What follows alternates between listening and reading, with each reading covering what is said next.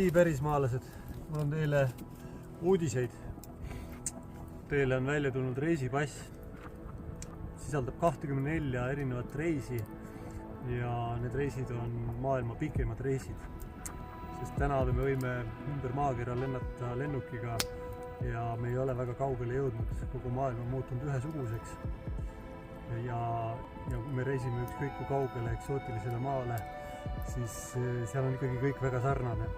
Me oleme võõrdunud sellest maailma kõige suuremast meediumist, loodusest ja kõige ürgsemast ja lepime mingisuguse kunstliku ja väiksema meediumiga, mida meile paremini ette söödetakse.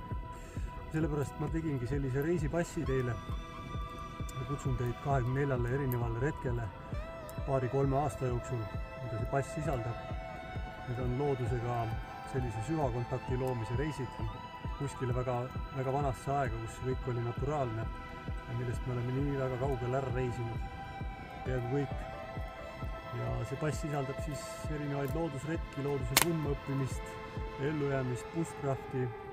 Kõik reisid läbi tehes või vähemalt mõne neist oled sa kindlasti omadega palju paremas kohas metsaga suhtes, kui sa oled täna.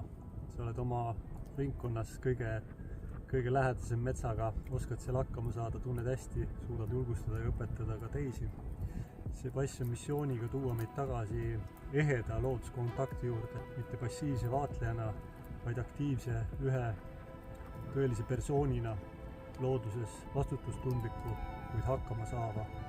Ja kõik need teraapiad ja kõik muud vormid avalduvad ka aktiivses kontaktis loodusega palju tugevamini ja ehedamalt kui lihtsalt forest pathingul jalutades, mis on ka küll tore.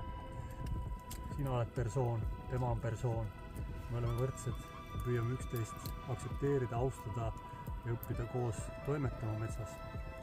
Võta pass ja tule võimsale teekonnale.